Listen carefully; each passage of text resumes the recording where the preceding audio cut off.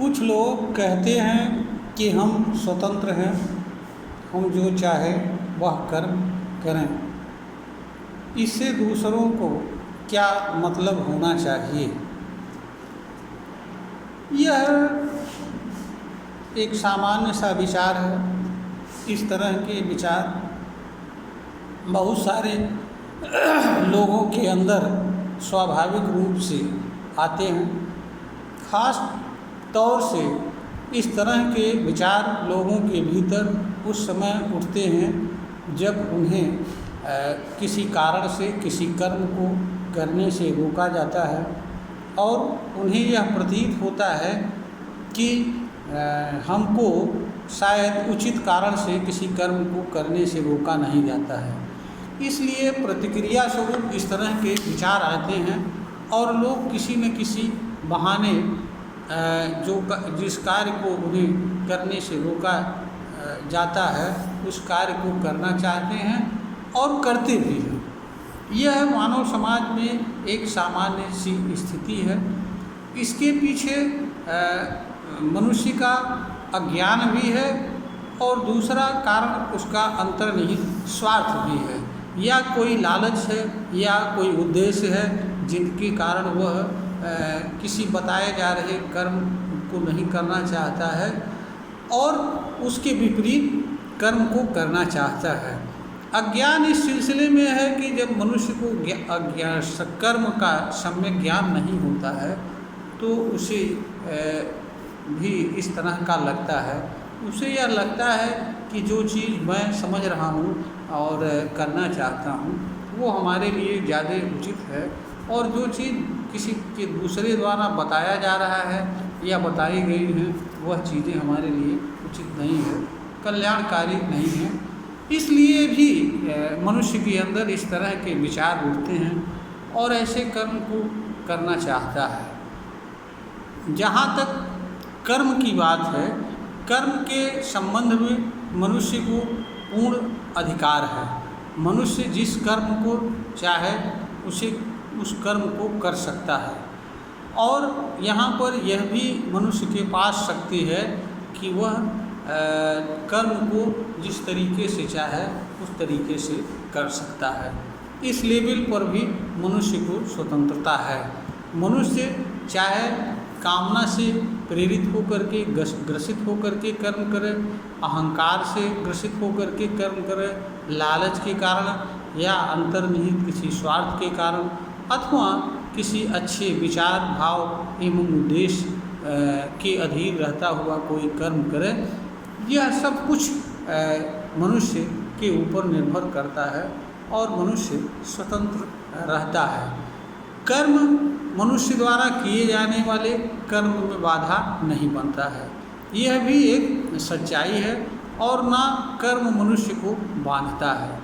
अगर मनुष्य कर्म से बंधता है तो वह अपने स्वार्थ के कारण, अज्ञान के कारण, इसमें मनुष्य का दोष होता है, कर्म का दोष नहीं होता है। किंतु यहाँ पर ज्ञान योग्य बात यह है कि मनुष्य कर्म को करने के लिए स्वतंत्र है, कर्म पर उसका पूर्ण अधिकार है। इस बात का उल्लेख श्रीमद् भगवत गीता भी करती है और कहती भी है कि मनुष्य का कर्म पर अधिकार है किंतु कर्म के फल पर उसका अधिकार नहीं है।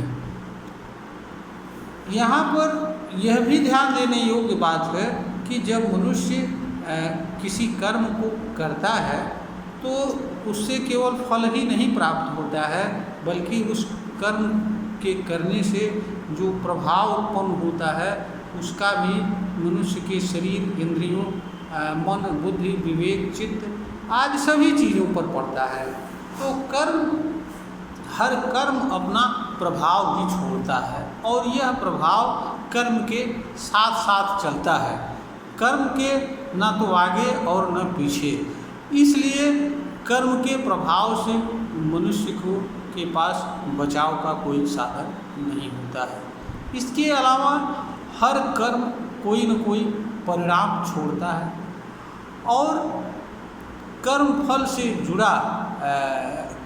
जुड़ा कर्म फल भी मनुष्य को प्राप्त होता है। और कर्म फल मनुष्य को उसी के अनुरूप प्राप्त होता है जिस तरह का मनुष्य कर्म करता है। कर्म के संबंध में ऐसा नहीं हो सकता है कि मनुष्य कर्म कुछ और करे और कर्मफल उसे कुछ और प्राप्त हो। यहाँ पर यह भी ध्यान देने योग्य बात है कि कर्म मनुष्य के पीड़ा एवं दुख का भी कारण है, सफलता का भी कारण है, असफलता का भी कारण है, सुख एवं शांति तथा समृद्धि का भी कारण है।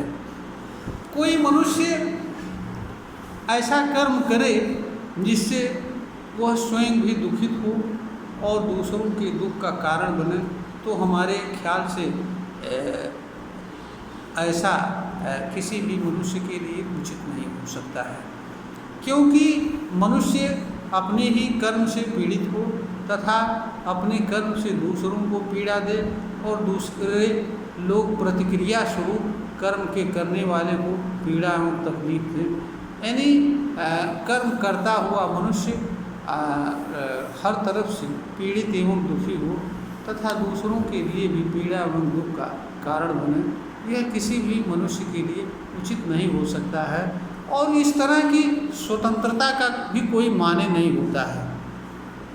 जहाँ तक बात स्वतंत्रता की है, स्वतंत्रता का अर्थ स्वशासन से होता है। स्वशासन का अर्थ अपना शासन, अर्थात अपने ऊपर अपना शासन, अपना नियंत्रण जो व्यक्ति अपने ऊपर रखता है वही स्वशासन का अधिकारी होता है। स्वशासन का अर्थ दूसरों पर शासन करना नहीं होता है। दूसरों पर शासन करने के लिए न तो मनुष्य जन्म लेता है और न मानव जीवन का उद्देश्य होता है।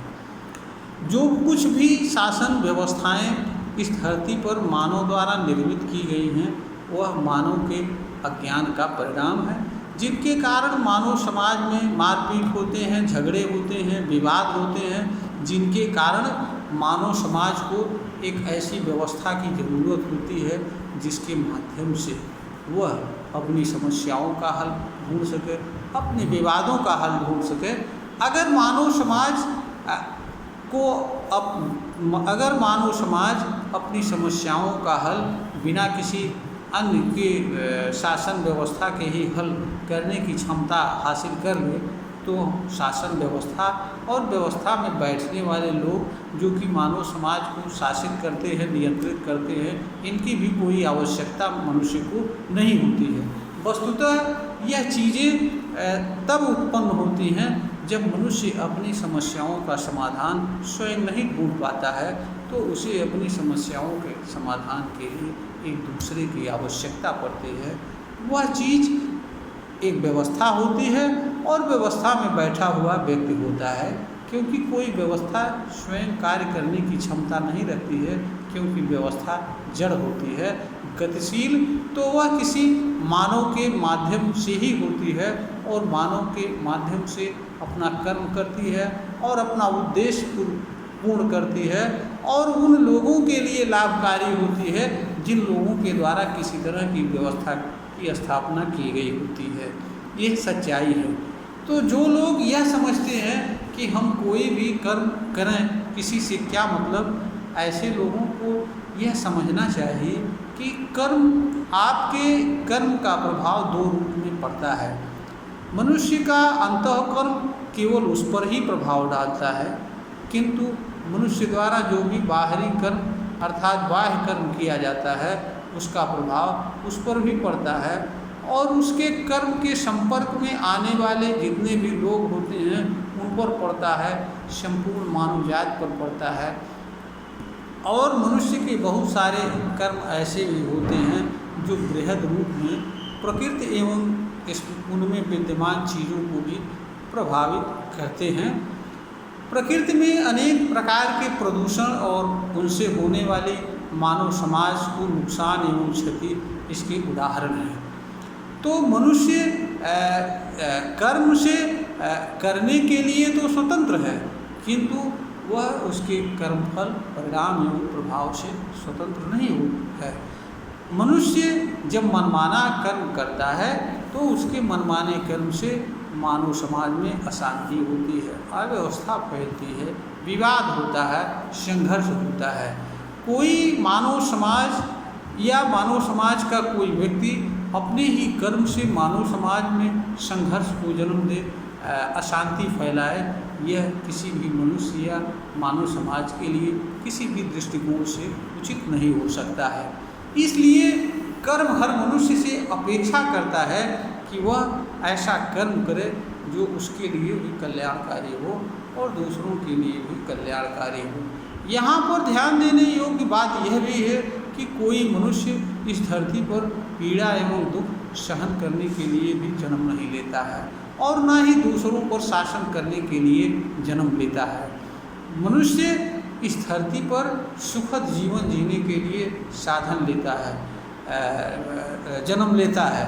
मनुष्य का जन्म किसी पाप के कारण भी नहीं होता है, क्योंकि अगर मनुष्य का जन्म किसी पाप के कारण होता, पाप से संबंध रखने वाले कर्म के कारण होता, तो मनुष्य के पास कर्म को जानने, कर्म का चुनाव करने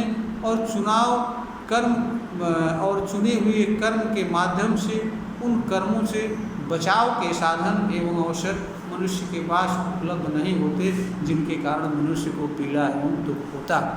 अगर मनुष्य सिर्फ पाप कर्म भोगने के लिए जन्म लेता तो मनुष्य केवल दुख एवं पीड़ा वाले ही कर्म को करने की क्षमता रखता।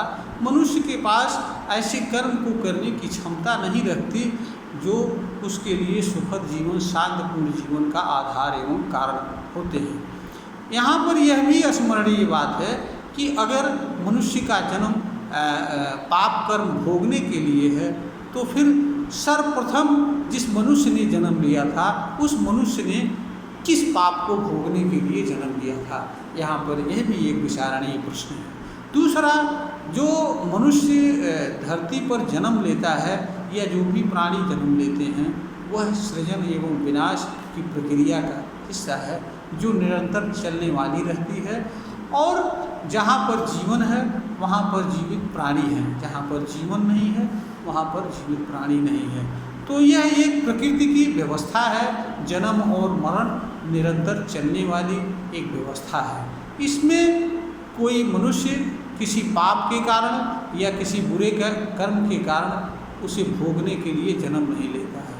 इस संदर्भ में जो भी विचारधाराएं, मान्यताएं हैं वो निरर्थक हैं और मानव समाज में भ्रम पैदा करने वाली हैं। और मानव समाज के पास जो अवसर है, साधन है और शक्ति है उनका उपयोग करने में रोकती हैं, क्योंकि मानव के पास हर समय यह साधन एवं अवसर उपलब्ध होता है कि वह अच्छा से अच्छा कर्म करते हुए अच्छा से अच्छा परिणाम प्राप्त करे। हाँ, अवसरों के कारण परिणाम में भिन्नता आती है। एक मनुष्य अच्छा कर्म का परिणाम उतना नहीं आता है बनिस्बत जिस मनुष्य के पास कुछ साधन अधिक होते हैं, अवसर अधिक उपलब्ध होते हैं। किंतु यह सच है कि कर्म का जो सीधा परिणाम होता है उसका लाभ हर किसी को बराबर मिलता है, क्योंकि सुखद एवं शांतिपूर्ण जहाँ तक जीवन जीने का मामला है इसमें हर व्यक्ति को एक समान अवसर कर्म के माध्यम से उपलब्ध है। केवल और भौतिक साधन ही ऐसे हैं जिनकी उपलब्धता में विषमता है और इसका कारण यह है कि भौतिक चीज़ें विषमाकार रूप में हैं और मनुष्य के जो कर्म भौतिक साधनों को एकत्रित करने के लिए करता है उस कर्म का परिणाम भी एक समान आना संभव नहीं है। इसलिए भी हर मनुष्य विषम रूप से भौतिक साधनों को जुड़ता है और इसमें किसी मनुष्य का दोष नहीं है और इसके कारण किसी मनुष्य को दुखी होने की आवश्यकता भी नहीं होती है।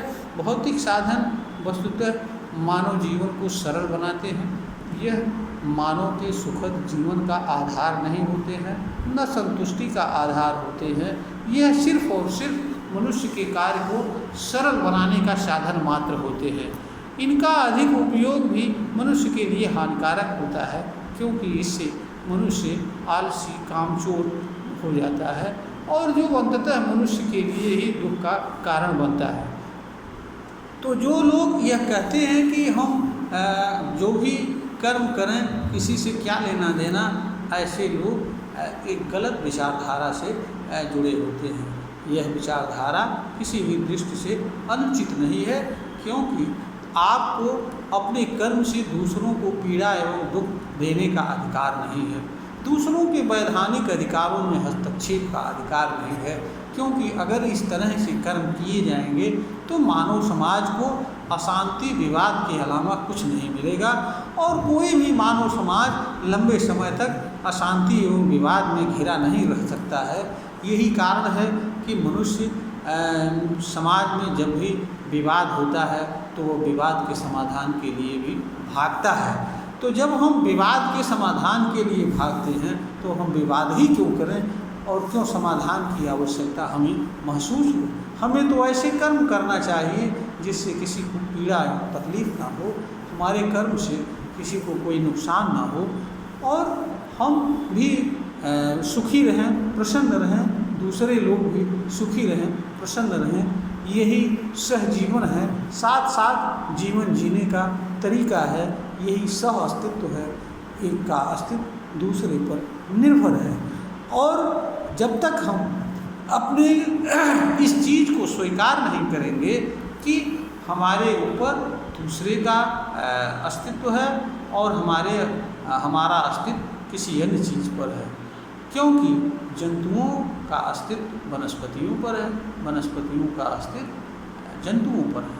तो यहाँ सह अस्तित्व एवं सहजीवन है। जब तक मानव समाज इस बात को समझ एवं स्वीकार नहीं लेता है, तब तक वह वास्तव में इस धरती पर सुखद जीवन जीने का अधिकार ही नहीं रखता है, अवसर नहीं रखता है, और तब तक यह भी मानव समाज नहीं कह सकता है कि वास्तव में वह एक सभ्य सुसंस्कृत मानव समाज है, और वह इस धरती पर शांतिपूर्ण और सुरक्षित आनंदपूर्ण सुखद जीवन जीने का अधिकारी भी नहीं हो सकता है। इसलिए हर मनुष्य का यह कर्तव्य होता है कि वह ऐसा कर्म करे जिससे उसे किसी तरह की तकलीफ़ ना हो, दूसरों को तकलीफ़ ना हो, स्वयं जिए, दूसरों को जीने दे। यही मानव जीवन का मूल सिद्धांत है, यही यथार्थ है, यही वास्तविकता है। यह वीडियो ज्ञानवर्धन हेतु बनाई गई है, प्रस्तुत की जा रही है। अगर श्रोता को यह प्रतीत होता है कि यह ज्ञानवर्धन के योग्य है तो इसे लाइक करें, शेयर करें और सब्सक्राइब करें।